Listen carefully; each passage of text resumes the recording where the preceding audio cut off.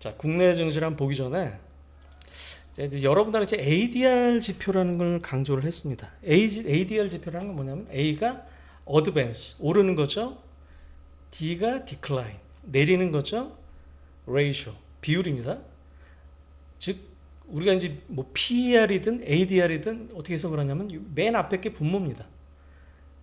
그 다음이 분자가 되는 거죠. 거꾸로 했죠. 맨 앞에 게 분자, 그 뒤에 게 분모. 즉 뭐다? 하락 종목수 분의 상승 종목수. 우리가 2,400개의 종목이 있다 그러면은 1,200개가 상승하고 1,200개가 하락하고 그러면은 100이 되는 거죠. 자, 100은 상승 종목수와 하락 종목수와 비율이 똑같다는 건데, 자, 이 상승 종목수가 더 많으면은 시장이 상당히 좀 과열이 돼 있다. 보시면 될 것 같고, 하락 종목수가 많다 그러면 시장은 좀 과매도가 돼 있다. 이 비율을 20일 동안 이동평균화 지표가 뭐다? ADR이다. ADR 지표는 어떻게 해석을 하냐? 120 이상이면 과매수, 80 이하면 과매도다. 이렇게 해석을 하면 될 것 같고요. 이거를 꼭 지수에 대입을 할 수는 없지만은, 자, 이 코스피 ADR인데요. 이 빨간색이 ADR입니다. 이 오른쪽에 이 비율이 나타나 있고요. 이 파란색이 지수입니다. 즉 ADR 지표는 이 120 이상이면은 요 위에면은 상승 종목수가 많은 구간, 요 80 이하면은 하락 종목수가 많은 구간, 이렇게 느끼면 되는데, 우리가 이제 그 신기하게도 지수랑 또 변곡이 좀 어느 정도 맞아요. 자, ADR이 피크였을 때 지수도 피크였고, ADR이 바닥이었을 때 지수도 바닥이었습니다. 지금 최근 같은 경우도 4월 달에 ADR이 120을 찍었어요. 그리고 나서 코스피 지수가 좀 하락을 했었죠. 그리고 나서 자, 5월 징순 이후에 ADR이 80 언더로 내려갔습니다. 즉 과매수 영역에는 사지 못하더라도 최소한 팔지 마라. 120 이상 이 과매수 영역에서는 자, 팔지는 않더라도 최소한 사지 마라. 이렇게 해석을 할 수 있는 거고, 지금 95입니다. 95기 때문에 아직까지는 상승할 여력이 좀 있겠다라고 좀 보시면 될 것 같고요. 이 코스닥도 마찬가지입니다. 코스닥도 궤적을 비슷하게 그려요. 자, 지금 코스닥도 95입니다. 즉 뭐다? 아직까지는 상승할 여력이 있겠구나 라고 여러분들이 해석을 하면 될 것 같고요. 이 지표는 네이버의 ADR이라고 치면은 매일매일 업데이트가 됩니다. 자, 그렇기 때문에 이걸 좀 참고를 하시고 시장의 과매수냐, 과매도냐 이런 거를 좀 느끼셨으면 해요. 자, 그 다음에는 이제 국가별 연초 대비 수익률인데, 아까 보여드렸지만은 미국의 필라델피아 반도체 지수가 40% 제일 많이 올랐고요. 자, 지금 전 세계에서 홍콩 항생 이 제일 안 좋습니다. 왜 이렇게 중국 쪽이 안 좋냐면은, 이게 사실 그 경기를 살아나야 되는데 그 중국 쪽에서 경기 부양책보다는 좀 리스크 관리 위주로 좀 하고 있습니다. 그게 제일 문제인 것 같고요. 이 최근에 또 이제 코로나가 좀 터져서 이제 크게 문제는 안 되겠지만은 어찌됐든 이 경기 회복세가 조금 더 지연이 좀 되고 있다. 나스닥이 한 25% 올랐고 코스닥이 지금 24% 올랐는데, 사실 이게 뭐 한 달 전만 해도 30% 전 세계 1등이었어요. 자, 코스닥, 대만, 코스피 이런 식으로 올해 이런 식으로 상승을 하고 있다, 이렇게 좀 느끼시면 될 것 같고요. 그 다음 장표도 비슷합니다. 자, S&P 500이 10% 올랐고 나스닥이 20% 올랐는데 빅테크들만 급등을 했다. 국내도 비슷하다. 국내 업종을 제가 아까 잠깐 소개해 드렸지만은, 자, 4월까지는 2차 전지가 80%, 자, 80% 주도를 했었고요. 대신에 5월 들어서는 좀 빠지고 있고, 그 다음에 4월까지도 좋았고 지금도 괜찮은 거는 디스플레이, 올레드, 자동차가 4월까지 좋았고 5월에도 나쁘지 않다. 자, 5월 들어서 좋아진 업종은 뭐다? 반도체와 조선입니다. 자, 이런 식으로 그 업종이 흘러가고 있다라고 좀 느끼셨으면 해요. 자, 근데 주간 동향을 잠깐 좀 볼게요. 자, 코스피는 0.8% 정도밖에 안 올랐습니다. 근데 대형주는 1.1%, 중소형주는 다 마이너스를 기록했어요. 왜? 삼성전자, 하이닉스만 올랐다. 왜? 자, 지금 국내 주식이 지금 유동성이 없습니다. 개인 같은 경우는 이 주식 예탁금이 한 50조에서 정체가 되고 있고요. 기관들 같은 경우는 맨날 팝니다. 돈이 안 들어와요. 자, 그렇기 때문에 외국인만 바라볼 수 있는데 외국인은 아까 뭐라 했다? 삼성전자, 하이닉스만 샀다.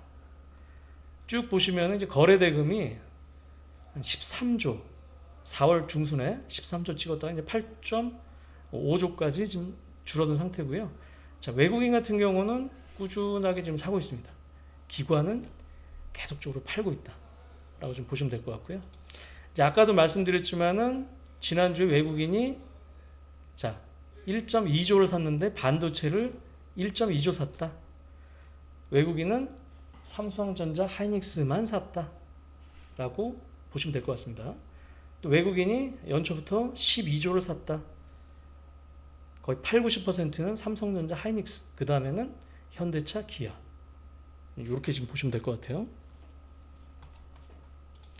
자, 코스닥 같은 경우는 또 반도체 소부장만 올랐죠. 근데 지수는 크게 변함이 없었다. 근데 코스닥 같은 경우는 외국인과 기관이 계속적으로 매도가 좀 나오고 있습니다. 그걸 조금 더 유의를 하셔야 될 것 같아요. 금요일날 셌던 테마는 뭐냐? 이 페라이트 같은 경우는 테슬라에서 이 페라이트를 사용할 거다라고 해서 왔다 갔다 하는데요. 이런 거는 접근을 안 하셨으면 좋겠어요. 이 페라이트라든가 뭐 우크라이나 관련된 농업 테마주 이런 것들은 뭐 급등락만 합니다. 이런 주식들은 웬만하면 접근하지 마시라 라고 좀 말씀드리고 싶고요. 그 다음에는 다 반도체입니다. 다 반도체 주식들만 올랐다. 지난주에 그렇게만 정리를 하면 될 것 같아요. 그 다음에 이제 제가 이제 일정을 상당히 좀 중요시하죠. 일정 매매에 대해서는 이제 여러 번 말씀드렸는데 항상 다음 주라든가 다음 달에 대한 일정, 중요한 일정들은 여러분들이 좀 머릿속에 좀 넣고 있어야 됩니다. 자, 오늘은 다행스럽게도 미국의 현충일, 메모리얼 데이로 휴장입니다. 즉 뭐다? 금요일에 미국 증시의 상승분을 온전하게 우리 증시는 내일 시초가에 반영을 할 거다. 자, 야간 선물이 0.8% 올랐다 그랬죠? 반도체 지수가 급등을 했죠? 삼성전자, 하이닉스 그리고 소부장들을 중심으로 시초가의 0.8% 정도 시작을 할 거다라고 생각을 하시면 될 것 같아요. 그 다음부터는 뭐 중국 증시라든가 뭐 외국인 매매에 따라 틀려지겠죠. 자, 이제 내일 중요한 지표가 이제 미국의 5월달 컨퍼런스 보드 소비자 신뢰 지수가 발표가 됩니다. 자, 미국 같은 경우 이 제조업 지표라든가 이 소비자 기대 이 심리 지수가 상당히 좀 안 좋아요. 그래서 이제 뭐 하반기에 뭐 경기 침체가 오느니 뭐 이런 식으로 얘기를 하는데 자, 이런 것들은 조금 더 체크를 해봐야 될 것 같고요. 자, 그 다음에 이제 OCI가 재상장을 합니다.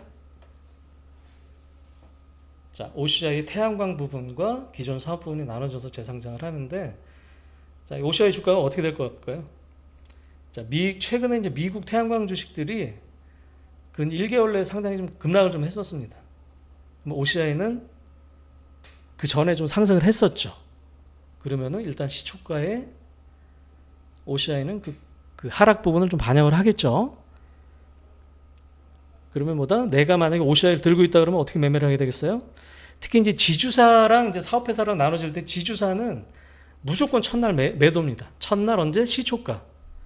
매도라고 사업회사는 사는 게 이제 그 우리가 매매 그 방식인데 자, OCI 같은 경우는 둘 다 미국의 태양광 주식들이 급락을 할 때 얘는 반영을 하나도 안 했죠. 그래서 제가 만약에 OCI를 들고 있다 그러면은 그 시초가에 매도를 하겠습니다. 참고하시고요. 그다음에 동국제강이 분할로 거래가 정지가 됩니다. 이걸 미리 알았으면은 뭐 나 한 달 동안 주식이 싫어 그러면은 이제 금요일 날 팔았어야죠. 동자경 들고 있으신 분은 약 한 달 정도 거래 정지 상태로 이제 매매를 못 하게 되는 거죠. 자, 이런 식으로 우리 일정을 좀 알아야 됩니다. 그리고 그 하이브 레이블 소속의 신인 그룹 보이스 넥스도라는 그 그룹이 데뷔를 합니다. 그리고 이 SNS 텍이라고 EUV 이 테마의 대장주죠. 기업 설명을 하니까 여기서 잘 보시고요. 그다음 수요일 날은 이 중국의 제조업 지표가 또 발표가 됩니다. 중국 같은 경우도 이 제조업 지표가 상당히 좀 안 좋아요. 이제 이전에 이제 숫자가 49.2고 예상치가 49.8인데 어쨌든 50 이하면은 안 좋다. 즉 우리가 이 중국 제조업 지표, 중국의 이제 지표를 어떻게 해석해야 되냐면은 이 중국 증시가 이제 10시 반에 열리죠. 자, 이 지표에 따라서 또 중국 증시가 왔다 갔다 할 겁니다. 거기에 따라서 우리나라 증시도 영향을 좀 받겠죠. 그 다음에 이제 MSCI 지수 리밸런싱을 합니다. 제가 이거는 좀 많이 그 전에도 많이 설명을 드렸었는데 이 MSCI 지수의 리밸런싱이 1년에 4번 있습니다. 2월, 5월, 2월 말, 5월 말, 3개월씩 있어요. 8월 말, 11월 말. 그래서 우리가 어떤 식으로 매매를 한다? 자, 5월 말 이전에 4월 달에 어떤 주식이 편입이 될 것 같아. 어떤 주식이 편출이 될 것 같아. 라고 미리 예고하는 리서치 리포트가 나와요. 우리는 어떻다? 한두 달 전에 미리 사서 이때 돼 파는 거죠. 이런 식의 매매 기법이 있습니다. 그래서 어떻다? 에코프로랑 금양은 편입 실패를 했고요. 자, 5월 31일 종가에 리밸런싱을 한다. 즉 뭐다? 5월 31일 날 종가에 살 종목을 다 사고 팔 종목을 또 팝니다. 그럼 어떨 것 같아요? 살 종목들은 종가에 오를 확률이 크고 팔 종목들은 빠질 확률이 큰 거죠. 보유 주식이라면은 그걸 좀 염두에 두시고 그 다음에 한국과 대만의 비중이 감소한다. 즉 뭐다? 0.11%만큼 종가의 매도가 나올 수 있겠다. 수요일 날 종가의 외국인들 매도가 나올 수 있겠다라고 추정을 할 수 있는 거예요. 물론 거기에 대비해서 이제 기관이라든가 다들 또 매수가 좀 들어와요. 하지만은 MSCI 리밸런싱은 이런 식으로 해석을 하고 그다음에 어떤 종목들이 들어오냐? 한화 에어로스페이스, 코스모 신소재, KT 포스코 인터. 자, 그래서 어땠어요? 이 종목들이 상당히 최근까지 셌었죠. 성과가 좋았습니다. 특히 이 코스모 신소재 같은 경우는 다른 2차 전지주들이 급락을 하는데 거의 버텼습니다. 포스코 인터내셔널 같은 경우도 다른 포스코 관련주들이 급락을 하는데 버텼고요. 한화 에어로스페이스 같은 경우도 다른 방산주보다 셌습니다. 즉 뭐다? 이런 주식들은 뭐다? 내가 이런 주식들을 보유하고 있으면 어떻다? 자, 5월 31일 수요일에 팔아볼 수 있는 거죠. 왜? 미리 수급이 들어왔다는 거죠. 그 다음에 이 편출 종목은 제일기획, 롯데쇼핑, S1, SD바이오센서 이런 업체들은 자, 종가에 이제 매도가 들어오기 때문에 그동안 주가가 좀 안 좋았을 겁니다. 내가 이 종목들에 관심이 있다 그러면 언제 사면 된다? 자, 목요일부터 사면 되는 거죠. 자, 이런 식으로 여러분들 유출하시면 될 것 같고, 그다음에 이제 그 유동 비율의 변화라고 조금씩 또 그 비중을 올리고 내리고 하는 종목들이 있어요. 그래서 이 종목들을 참고를 해서 보시면 좀 될 것 같습니다. 이 MSCI랑 비슷하게 이제 코스피 200, 코스닥 150 편출입도 다음 주에 있습니다. 다음 주 목요일 날 있는데 이런 것도 이런 식으로 한번 응용해서 생각을 하시면 될 것 같습니다. 그 다음에 트와이스랑 아이브 일본 컴백이 있고요. 카타르 에너지 장관이 방한을 한다. 그럼 뭐다? 이 조선 쪽이 조금 움직일 수 있겠구나라고 우리가 예상을 좀 할 수 있는 거죠. 그 다음에 D램의 고정 계약 가격 발표가 됩니다. 물론 하락을 할 건데 하락폭이 얼마나 둔화가 되냐 이런 걸 좀 살펴봐야 되겠죠. 자, 목요일 날에는 또 이제 미국의 ISM 제조업 지수라고 제조업 지표가 발표를 합니다. 우리가 작년 같은 경우는 우리가 bad is good이었어요. 즉 뭐다? 경기 지표가 안 좋아야지 연준에서 미국이 금리 인상을 안 할 거야. 이렇게 해석을 했는데 이제 미국의 금리 인상이 거의 끝나갔기 때문에 경기 상태를 봐야 됩니다. 즉 경기 지표가 좋게 나와야 돼요. 자, 유로존 같은 경우도 이 제조업 지표와 이 물가 지표가 발표가 되고요. 자, 그 다음에 이제 월 초에 수출입 동향이 좀 발표가 됩니다. 무역 수지도 좀 봐야 되는데 여러분들이 이제 제가 드리고 싶은 말씀은 그 다양한 업종에서 10일 단위로 수출입 동향이 발표가 돼요. 예를 들어서 자, 임플란트 이 제조업체들의 이 수출입 동향이 10일 단위로 나옵니다. 이런 식으로 각각의 업종과 종목에 맞게 여러분들이 좀 체크를 하시면은 더욱더 발빠르게 매매를 할 수 있고요. 그 다음에 정부의 이제 비대면 진로가 이제 시범 사업이 시행이 됩니다. 이거는 뭐 특별한 건 아니고 이때부터 이제 하는 건데 만약에 내가 빠르게 매매를 하겠다 그러면은 비대면 관련주를 지난주나 뭐 내일 플레이를 할 수 있는 거겠죠. 근데 요즘에는 이런 게 별로 잘 안 통해요. 그렇기 때문에 이런 테마를 우리가 이제 매매를 한다 그러면은 무조건 손절은 잡고 들어간다. 나는 뭐 무조건 10% 정도 빠지면은 무조건 판다. 이런 식으로 손절을 잡고 들어가는 겁니다. 그 다음에 이제 진영이라는 업체 이제 IPO 공모를 하고요. 상장을 하고요. 메타퀘스트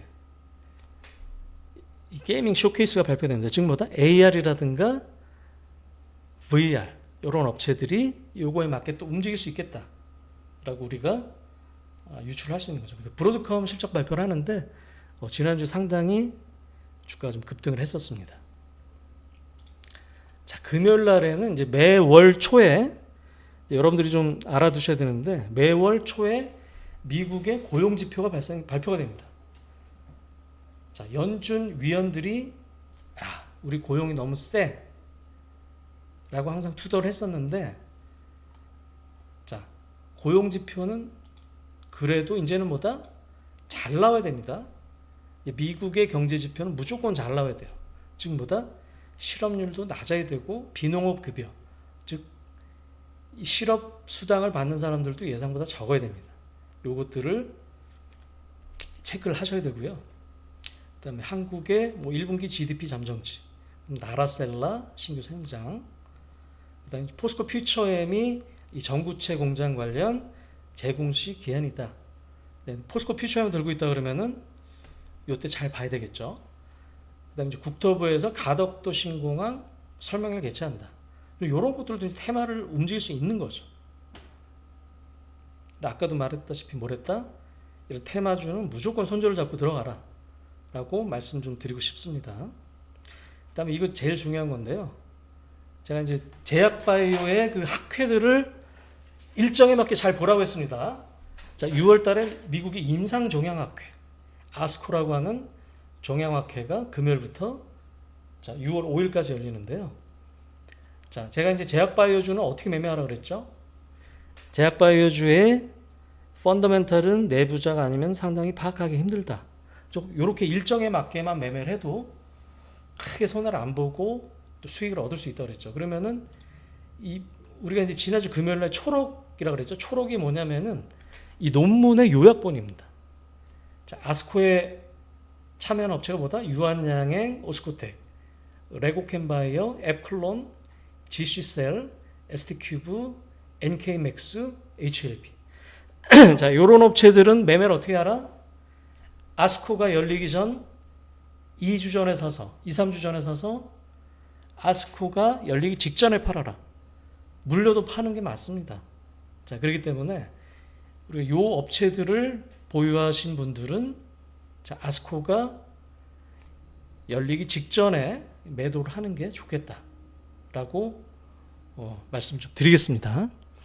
자, 그리고 종목을 하나 좀 말씀을 드리려고 하는데요. 자, LS라고 하는 업체입니다. 이 업체를 왜 말씀드리냐면은 우리가 이제 그 항상 이제 눌림목에서 공략을 하라 그랬죠. 자, 5월 들어서는 반도체랑 조선만 오르기 때문에 나머지 업체들이 좋아도 빠집니다. 자, 주가가 이제 눌림목에 있는 업체들에서 이제 LS를 제가 중요시하게 본 게, 이 LS라는 업체는 이 LS 전선 100% 보유하고 있고요. 그다음 LS INDS 수피리어 액세스라고 이것도 해외 전선 업체인데 100% 보유하고 있습니다. 그다음에 이제 LX 일렉트릭 상장사죠, 보유하고 있고, 엠트론 보유하고 있어요. 즉 뭐다? 우리가 이제 전선 쪽의 대장주로 LS를 살 수 있다는 겁니다. 특히 이제 이 수피리어 액세스 같은 경우는 LS가 이제 그 예전에 이제 그 해외 업체를 산 건데 최근에 투자를 받았어요. 근데 보다 기업 가치가 약 1조의 인정을 받았습니다. LS의 시가총액이 얼마냐면은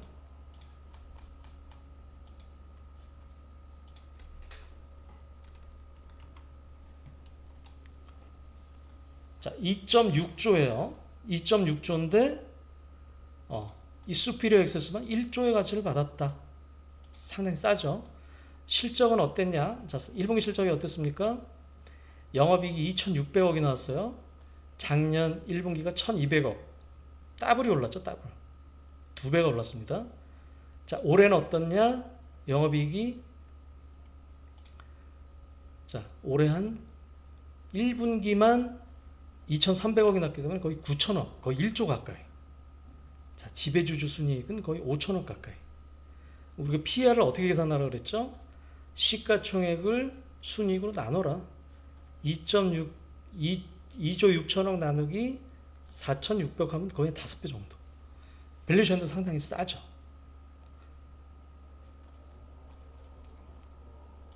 차트를 한번 볼까요? 자, 10만원까지 찍고, 일봉입니다. 10만원까지 찍고, 최근에 한 8만원 초반까지 20% 정도 조정을 받았습니다. 왜? 반도체가 오르니까 기존에 올랐던 걸 팔고 사는 거죠. 자, 그러면은 자, 우리가 어떻게 보면 되겠어요? 펀더멘털은 좋아진다. 주가는 20%가 빠졌어요. 그럼 60일선 선에서 8만원 초반대 한번 발을 담궈 볼 수 있는 거죠. 자, 그 다음에 이제 반도체가 더 추가적으로 오른다 그러면은 약간 더 조정을 볼 수 있겠다. 얼마까지? 자, 20주선입니다. 20주선과 기존 고점이 만나는 부분이 한 7만 7, 8천 원 정도. 아, 요 정도까지 최악의 경우 빠질 수 있겠구나. 자, 그러면 어떻게 하면 되겠어요? 자, 이때부터 발을 담그는 거죠. 발을 담그고 얼마? 7만 7, 8천 원 가면 더 사야겠구나 라고 여러분들이 생각을 하셨으면 좋겠어요.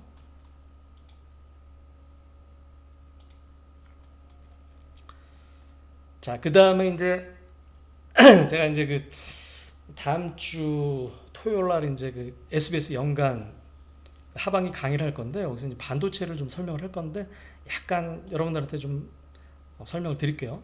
자, 삼성전자와 하이닉스 많이 물어보들 보시죠. 얼마까지 가냐? 항상 그렇게 얘기를 합니다. 자, 우상 방향은 우상향이다.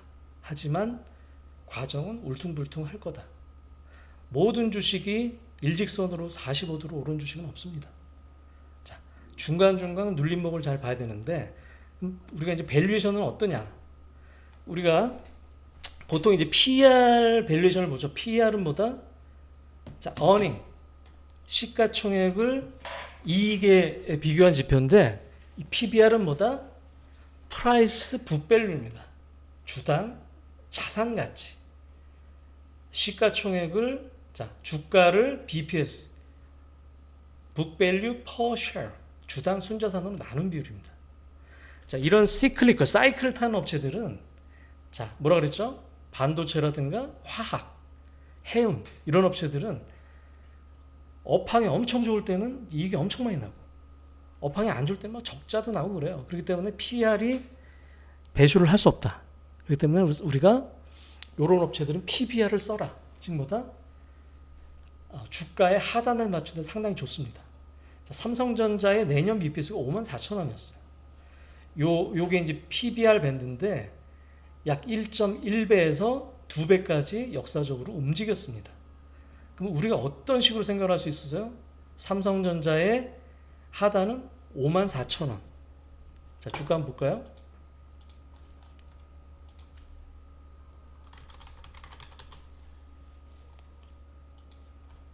자, 공교롭게도 연초 55,000원에 찍었죠. 자, 우리가 이때 사실 주식을 사기 쉽지 않습니다. 왜? 언제 오를지 모르기 때문에. 하지만은 장기 투자 우리가 한 6개월에서 1년 정도 감내할 수 있으면 이때부터 사 들어갈 수 있는 거죠.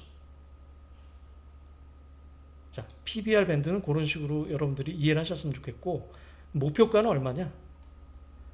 자, 지금 한 1.3배입니다.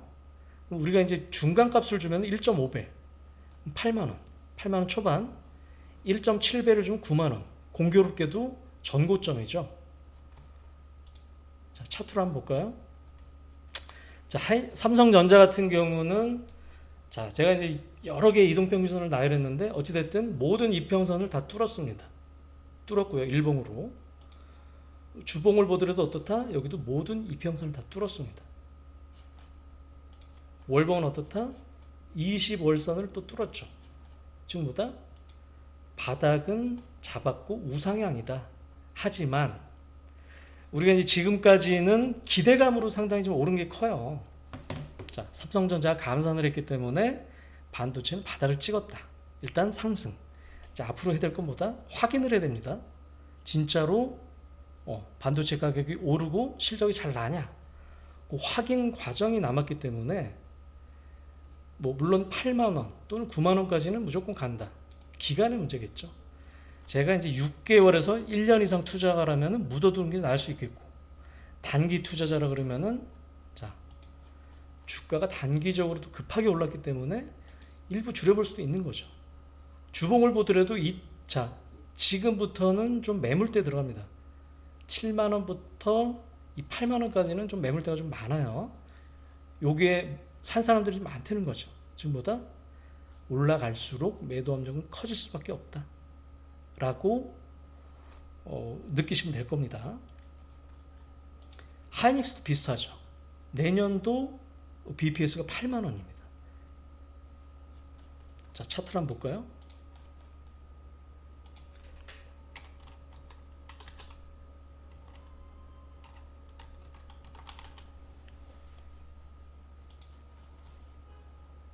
자, 7만 3천 원까지 빠졌죠. 지금 뭐다?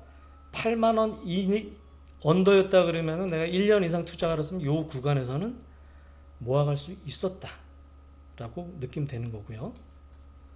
목표가는 얼마냐?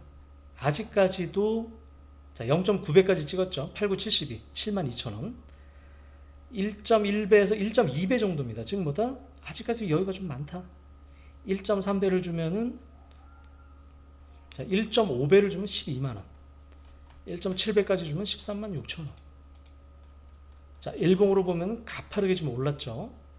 5월 중순 이후로. 주봉을 보면은 또 여기도 이제 공교롭게도 직전 고점이 13만 원이고, 자, 이제 11만 원부터는 또 계속적으로 요 매물대가 좀 많습니다. 지금보다 내가 중장기 투자가 6개월에서 1년 정도 본다 그러면 나 그냥 매매하기 싫어. 묻어둬도 되는 거고요. 초단기 투자자 그러면은 일부 또 이익 실현을 할 수 있는 거죠. 내가 삼성전자 하이닉스 없는데 언제 따라가야 되냐? 지금이라도 따라가야 되냐? 조정 받을 때 사라는 겁니다. 지금 5일선이랑 이격이 이렇게 커졌어요. 5일선 10만 원 초반이죠. 자, 그렇기 때문에 내가 하이닉스를 사고 싶다 그러면은 10만 원 초반 오면 사야겠다 라고도 우리가 생각할 수 있는 거죠. 자, 삼성전자와 하이닉스에 대한 대략적인 그 매매 방법이라든가 밸류에이션에 대해서 설명을 드렸고요. 자, 그다음에 이제 5월 중순 이후로 이제 반도체 소부장들이 많이 오르는데 상당히 좀 헷갈리실 겁니다. 그 정리를 한번 해봤어요. 자, 여러분들이 이제 업체들이 한 수십 개가 됩니다. 수십 개가 되는데 요걸 이렇게 두 개로 나누세요. 소부장은 많이 이제 들어보셨죠. 소재, 부품, 장비. 주가의 탄력성은 어디가 제일 크겠어요? 장비. 오를 때도 많이 오르고 내릴 때도 급하게 내리겠죠. 변동성이 크다. 이 소재와 부품은 이 시황에 상관없이 꾸준하게 들어가기 때문에 이 소재와 부품 업체들은 실적도 그렇게 변동성이 안 크다. 자, 그러면 어떻게 되겠습니까? 내가 공격적이라 그러면 장비주를 먼저 사야 되겠고, 나는 꾸준한 업체를 원하면 소재는 부품 업체를 사는 게 낫겠죠. 그 다음에 이제 그 공정이 크게 이제 두 가지로 나뉘어요. 전공정, 앞단이냐, 후공정, 뒷단이냐. 이 전공정이라 그러면은 뭐 이제 그 여러분들이 삼성전자 홈페이지 들어가면 8대 공정이 나옵니다. 다 아실 필요도 없고요. 저도 잘 모릅니다. 다만 이 업체가 전공정에 속하냐 또는 후공정에 속하냐, 요 정도만 감을 잡으셔도 돼요. 이 후공정이라는 거는 그야말로 패키징과 검사라는 겁니다. 즉 뭐다? 앞단에서 이 웨이퍼를 가지고 이 8대 공정을 통해서 이 반도체들이 나오면은 이거를 소잉, 자르고 패키징, 뭐죠? 이걸 이렇게 모아서 또 검사까지, 이렇게 보시면 될 것 같아요. 그 다음에 최근에 잘 봐야 될 것보다 전공정보다는 후공정 패키지, 오사시라 그러죠. 후공정 패키지 업체들을 여러분들이 좀 주시를 해야 됩니다. 이 전공정 같은 경우는 사실 이 주요 장비들이 다 미국과 일본 또는 네덜란드 업체입니다. 네덜란드 ASML, 미국의 어플라이드 머티리얼즈 아까 봤죠? 램 리서치, 이런 업체들, 일본의 도쿄 일렉트론, 텔 업체. 이런 업체들이 증착 공정이 제일 중요한데요. 이 증착 공정에서 이런 그 해외 주요 업체들이 쓰인다. 국내 업체들에서 주요하게 볼 것보다 이 증착 공정에서는 주성 엔지니어링, 제가 많이 강조를 했었죠. 왜? 기존의 이 증착 공정 장비뿐만 아니라 이 태양광 쪽도 들어가고 있고, 그 다음에 TSMC나 인텔 쪽으로도 확산이 될 거다 라고 제가 강조를 해드렸습니다. 그 다음에 이제 또 강조를 드렸던 장비 업체는 뭐다? 이 PSK, 이 포토 레지스트 스트립, 포토 레지스트를 스트립 제거하는 장비고요. 그 다음에 포토 레지스트를 만드는 업체가 뭐다? 동진 세미캠. 이 업체도 강조를 해드렸죠. 이 포토 레지스트 말고 뭐가 있다? 2차 전지 장비, 2차 전지 소재죠. 이 소재 업체, 그리고 일본 실적도 상당히 좋았다. 그 다음에는 우리가 이제 서브 장비로 세정 쪽으로 칠러, 스크러버, 유니셈이라든가 GST, 그 다음에 EUV 쪽으로 들어가는 펠리클, SNS텍, 그 다음에 우리 부품이라든가 소재 쪽으로는 뭐다? 월덱스, KNJ, 원익QNC, 하나 머티리얼즈, 이런 업체들을 잘 보시고, 그 다음에 여기는 안 나왔지만은 이 전공정 후반부에 열처리 장비라고 있습니다. 어닐링 장비라고 만드는 HPSP, 이런 업체들이 있고요. 자, 그 다음에 이 소잉, 뭐 자르고 뭐 하는 건데, 이 한미 반도체와 이오테크닉스는 최근에 왜 이렇게 올랐다? 자, 엔비디아에 들어가는 HBM을 만드는 장비. 물론 아직은 뭐 크진 않습니다. 특히 이오테크닉스 같은 경우는 기대감만 있고요. 하지만 그런 것 때문에 오버슈팅을 상대적으로 했다라고 여러분들이 느끼시면 될 것 같고, 이 ISC라는 업체는 왜 이렇게 급등을 했냐? 최근에 SKC에서 M&A 제안이 있었습니다.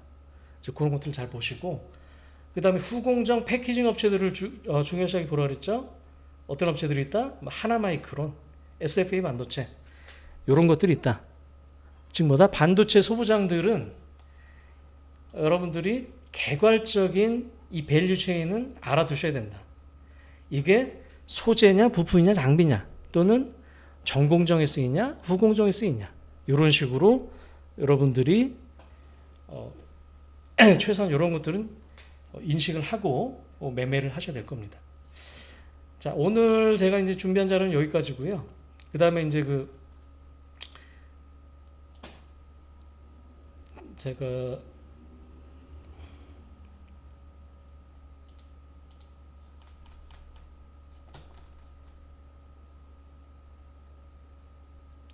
그 8월 12일 날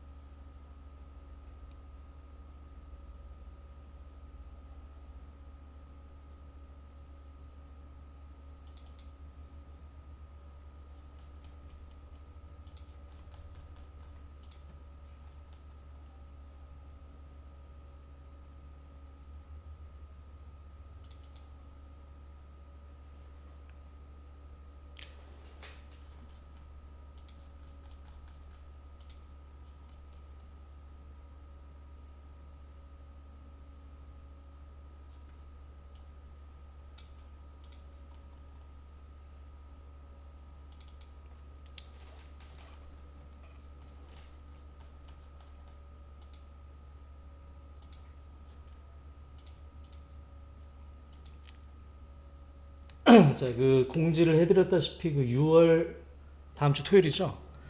그 6월 10일 날 그 서울에서는 이 코엑스에서 10시부터 그 다음에 이제 6월 2주 후에 24일 날 이 백스코에서는 부산에서 그 하반기 연간 전망 강의를 합니다. 제가 이제 말씀드릴 주제는 이제 하반기에 반도체와 소부장 주목을 하자는 거고 종목들을 제가 이제 소개를 할 예정이고요. 그 다음에 이제 하반기에 또 주목해서 될 섹터보다 아까 말씀드렸던 자동차 부품이라든가 중소형 화장품, 엔터주 이런 것들은 꾸준하게 관심을 갖자고 하고 종목별로 제가 소개를 해드릴 예정이기 때문에 자, 기회가 되시면은 꼭 참석을 해서 강의를 한번 들어보셨으면 좋겠고요. 그 다음에 이제 최근에 이제 저희가 이제 그 아카데미를 저희가 이제 그 앞으로 하려고 합니다. 제가 이제 그 주식을 좀 체계적으로 배워보고 싶으신 분은 온라인과 이제 오프라인을 병행해서 이제 아카데미 교육을 할 건데요. 이 대략적인 커리큘럼이 이렇습니다. 지금 뭐다? 펀더멘탈 기본적 분석, 수급 분석, 차트 분석을 할 줄 아셔야 되겠고, 그 다음에 이제 이런 것들을 응용한 전략들, 또 이벤트 드리븐 이런 전략들을 제가 소개시켜 드리려고 그래요. 그래서 개괄적인 이제 커리큘럼만 소개시켜 드리겠습니다. 자, 기본적 분석은 제가 항상 강조하지만은 이 최소한의 밸류에이션, 기업의 가치 평가를 할 줄 알아야 된다. 그래서 뭐다? PER이 어떻고, PBR이 어떻고, 어디서 보고 하냐? 네이버 증권에도 나오고, HTS에도 나오고, 이런 실적들을 보고 우리가 기본적인 밸류에이션을 해보자. 그 다음에 제가 실적을 상당히 강조를 하죠. 자, 1년에 4개 분기에 실적 발표를 합니다. 그때마다 매매 기회가 또 있어요. 자, 그때 어떤 식으로 매매를 할 건지 제가 설명을 드리고요. 그 다음에 이제 애널리스트 리포트를 어떤 식으로 이용을 할 건지. 그 다음에 여러분들이 밸류 체인이라고 그러죠. 아까 말씀드렸던 이 반도체라 그러면은 우리가 삼성전자, 한이가 있을 거고, 이 소부장은 뭐 후공정은 어떻고, 전공정이 어떻고, 소재 부품 장비는 어떻고, 이런 식으로 여러분들이 이 가지를 쳐다가면서 배워야 돼요. 자, 그런 식으로 할 거고요. 자, 수급도 상당히 중요하다 그랬죠. 뭐다? 기관 투자가의 수급을 어떻게 체크를 할 거냐. 그러니까 외국인 투자가의 이게 진짜 외국인이냐, 껌머리 외국인이냐. 자, 그런 것들을. 그 다음에 아까도 잠깐 말씀드렸지만은 MSCI라든가 코스피, 코스닥 150 정기 변경을 통해서 또 어떤 식으로 매매 기회를 잡을 거냐. 그 다음에 이제 차트, 이 차트에 대해서는 또 기초부터 상세하게 설명을 좀 드릴 거고요. 그 다음에 이제 그 여러 가지 그 매매 기법들을 또 설명을 드릴 겁니다.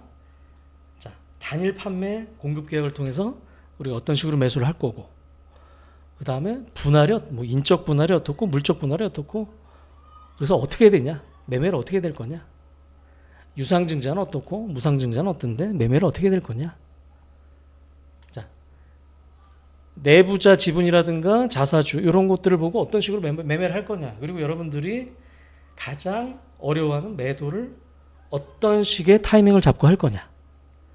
그 다음에 계속적으로 말씀드렸던 뭐 데일리라든가 위클리라든가 먼슬리 이렇게 일정을 두고 어떤 식으로 매매를 할 거냐, 이런 식으로 제가 계략적인 커리큘럼을 이렇게 잡았으니까요. 관심 있는 분들은 관계자한테 문의를 좀 하시기 바랍니다. 제가 이제 사실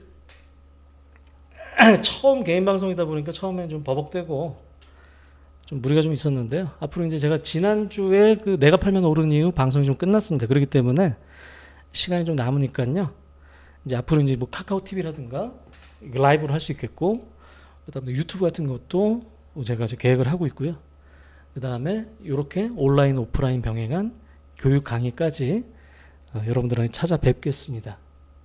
자, 그리고 마지막으로 자, 6월 10일 24일 날 서울과 그 부산에 강연에 시간 되시는 분들은 참여해 주시기 바랍니다. 지금까지 수고하셨고요. 제가 사실 이 방송의 스킬에 익숙치 않기 때문에 이 피드백들을 좀 남겨주세요. 그거 보고 제가 또 고치도록 하겠습니다. 자, 늦은 시간 수고 많으셨습니다. 자, 오늘 이만하겠습니다. 감사합니다.